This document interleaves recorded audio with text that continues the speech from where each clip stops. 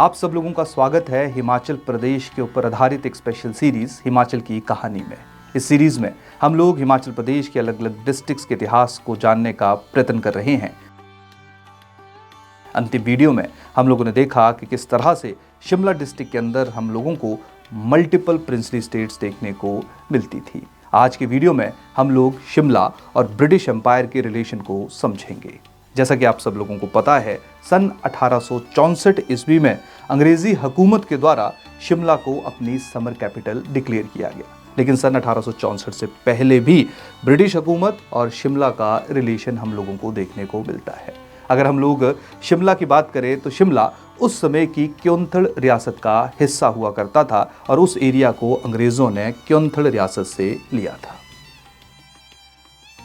शिमला के अंदर सबसे पहला घर बनाया गया लेफ्टिनेंट रॉस के द्वारा सन 1819 ईस्वी में। ये घर लकड़ी का बना हुआ था। उसके कुछ समय बाद 1822 ईस्वी में सर चार्ल्स पैट कैनेडी के द्वारा कैनेडी हाउस का निर्माण किया गया और कैनेडी हाउस शिमला का सबसे पहला पक्का घर था।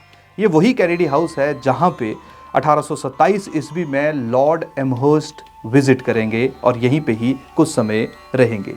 लॉर्ड एमहर्स्ट की अगर मैं बात करूं तो लॉर्ड एमहर्स्ट उस समय हिंदुस्तान के गवर्नर जनरल हुआ करते थे। 1827 ईस्वी से कुछ समय पहले वो भारतपुर का किला जीत के आए थे। अगर मैं भारतपुर किले की बात करूं तो भारतपुर किला मराठास के कंट्रोल में हुआ करता था और बहुत समय तक अंग्रेजी हुकूमत कंट्रोल कर रही थी कि किस तरह से वो उस किले को फिर से जीते, लेकिन वो उसको जीतने में सक्षम नहीं हो पा रही थी। तो लॉर्ड एमहर्स्ट और उसके साथ साथ उनके जो कमांडर इन चीफ हुआ करते थे जिनका नाम लॉर्ड कॉम्बरमेयर था, उन्होंने मिलके भारतपुर को जीता और उस किले को जीतने के बाद 1827 ईस्वी में लॉर्ड एमहर्स्ट शिमला की यात्रा आए और उसके बाद 1828 ईस्वी में लॉर्ड कॉम्बरमेयर शिमला की यात्रा पे आएंगे।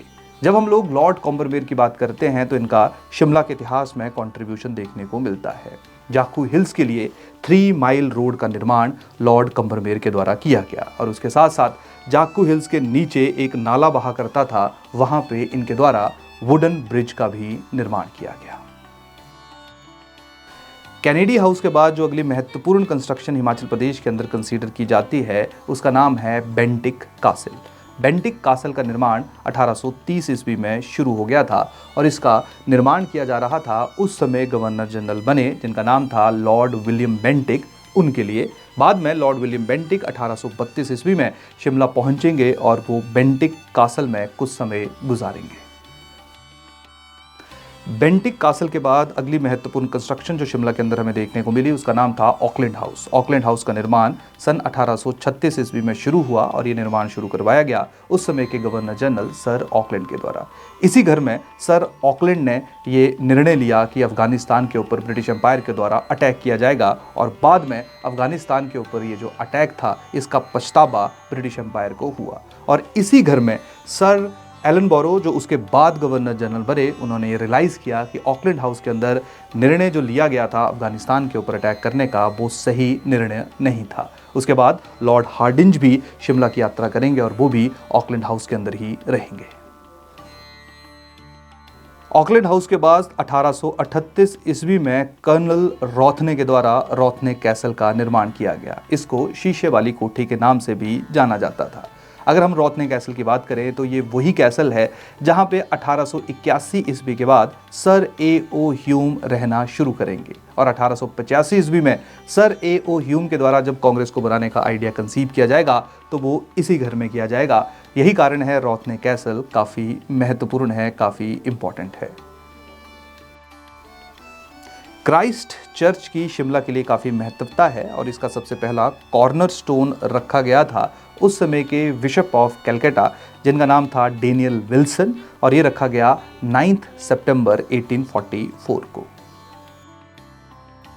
जैसे जैसे ब्रिटिश एम्पायर के पांव शिमला और उसके आसपास के क्षेत्रों में फैल रहे थे वैसे वैसे ब्रिटिश मिलिट्री की पकड़ भी हमें यहाँ पे देखने को मिलेगी। अंग्रेज़ों के द्वारा बहुत सारे कैंटोनमेंट एरियाज़ का निर्माण किया गया जिसमें सबसे पहले 1842 ईस्वी में कसौली, 1842 ईस्वी में कालका, 1843 ईस्वी में जटौग और 1847 ईस्वी में डगशाई कैंटोनमेंट की फॉर्मेशन हुई। एक बहुत ही महत्वपूर्ण बिल्डिंग जिसके बारे में डिस्कशन करना ज़रूरी है, उसका नाम है बार्न्स कोर्ट। बार्न्स कोर्ट की कंस्ट्रक्शन की शुरुआत 1830 ईस्वी में हो चुकी थी। 1832 ईस्वी में एडवर्ड बार्न्स के द्वारा इसको परचेज किया गया। उसके बाद इसका नाम पड़ा बार्न्स कोर्ट।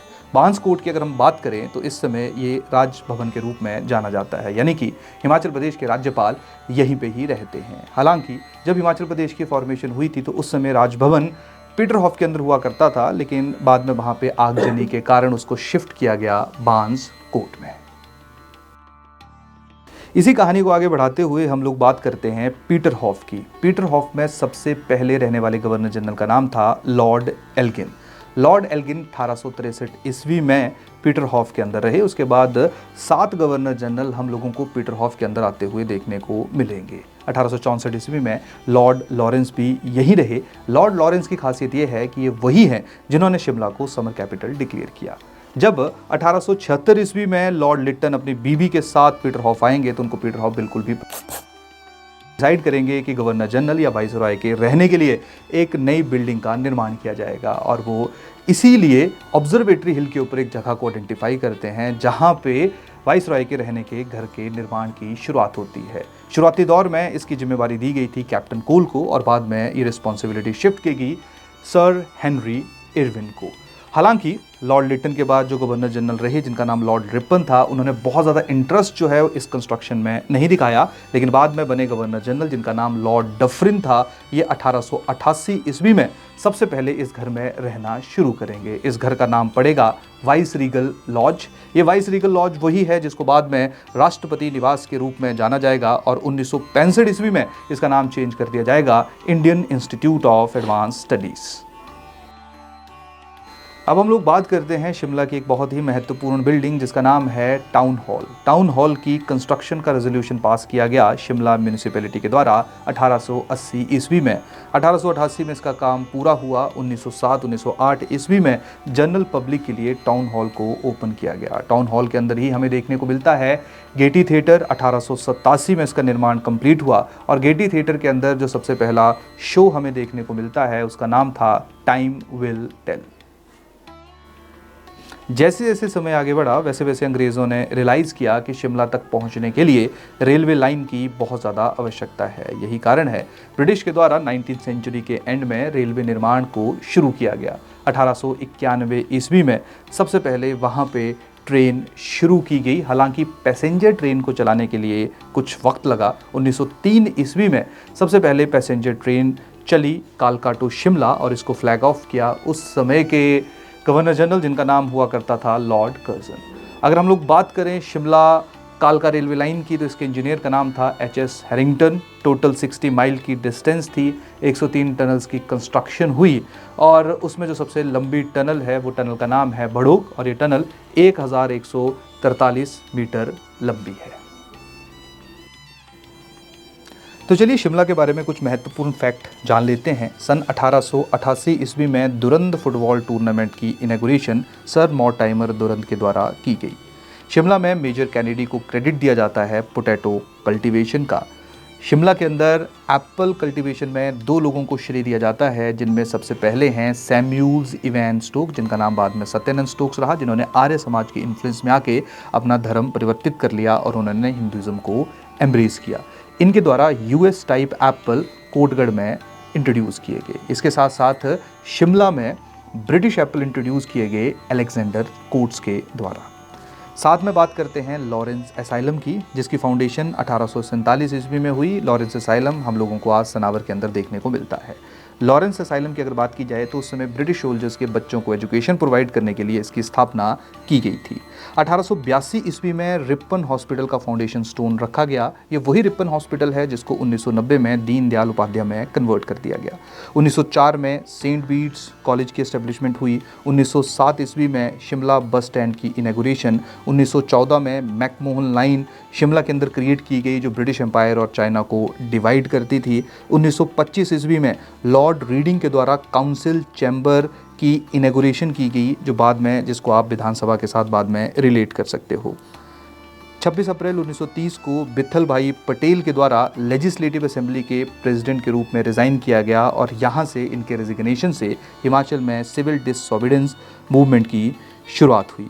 1945 में विक्ट्री टनल की कंस्ट्रक्शन हमें शिमला में देखने को मिलती है। 1955 ईस्वी में आकाशवाणी की स्थापना हुई। 1974 ईस्वी में HP म्यूजियम की स्थापना हुई। स्नोडन हॉस्पिटल का नाम IGMC Indira Gandhi medical college change किया गया 1985 ईस्वी में। इसके साथ साथ शिमला डेवलपमेंट अथॉरिटी की फाउंडेशन हुई 1978 में। इसके साथ साथ अगर हम कुछ महत्वपूर्ण बिल्डिंग्स की बात करें तो जो हाउस ऑफ अकाउंट जनरल है उसको गॉटन कासल के रूप में जाना जाता है और जो CM हाउस है उसको ओक ओवर कहा जाता है। तो ये कुछ इंपॉर्टेंट महत्वपूर्ण फैक्ट्स थे जिनके बारे में आप लोगों को शिमला डिस्ट्रिक्ट से जिनका संबंध है उसके बारे में आपको पता होना चाहिए। अब अंत में हम लोग बात करते हैं शिमला डिस्ट्रिक्ट और महात्मा गांधी के रिलेशन के बारे में। शिमला में महात्मा गांधी टोटल 11 बार आए। सबसे पहले 1921 ईस्वी में महात्मा गांधी, कस्तूरबा गांधी, लाला लाजपत राय, मदन मोहन मालवीय के साथ लॉर्ड रीडिंग से मिलने शिमला पहुंचे और उस समय ये शांति कुटीर में रुके। उसके बाद 1931 ईस्वी में ये 3 बार शिमला की यात्रा पे आए, जिसमें मई 1931, जुलाई 1931, अगस्त 1931 इनका शिमला आना हुआ। 1931 में ये लॉर्ड विलिंगटन से मिलने आए थे। उसके बाद ये हम लोगों को 1945 में हिमाचल आते हुए देखने को मिलेंगे और बाद में क्रिप्स मिशन के समय भी ये 1946 में हिमाचल प्रदेश पहुँचेंगे। हिमाचल प्रदेश में ये अलग अलग जगहों के ऊपर रहे, जिनमें जो महत्वपूर्ण जगह है वो है पहली बार जहाँ ये रुके थे जिसका नाम था शांति कुटीर, और उसके साथ साथ ये राजकुमारी अमृत कौर के जो घर हैं वहाँ पे भी रुका करते थे जिसका नाम था मनोर विले। तो इस तरह से जो है वो महात्मा गांधी और शिमला का रिलेशन हमें देखने को मिलता है।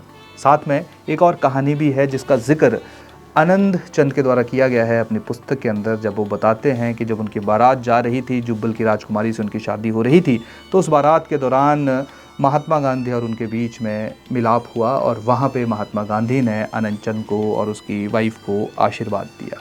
तो ये कुछ कहानियाँ हैं शिमला डिस्ट्रिक्ट से संबंधित। तो ये थी हमारी हिमाचल की कहानी शिमला डिस्ट्रिक्ट के ऊपर। अगले हफ्ते हम लोग नई डिस्ट्रिक्ट के इतिहास को डिस्कस करेंगे। इस बार काफ़ी गैप के बाद हमारा ये एपिसोड आ रहा है। अगली बार से कोशिश की जाएगी कि इतना गैप ना पड़े। कुछ निजी कारणों से, कुछ व्यावसायिक कारणों से इस बार गैप रहा, बट होपफुली कोशिश की जाएगी सिविल स्टाफ हिमाचल की टीम के द्वारा इस तरह की चीज़ें फिर से रिपीट ना हो। इसी के साथ आज की वीडियो को ख़त्म करते हैं। आप लोगों का बहुत बहुत धन्यवाद। Thank you. जय हिंद, जय हिमाचल।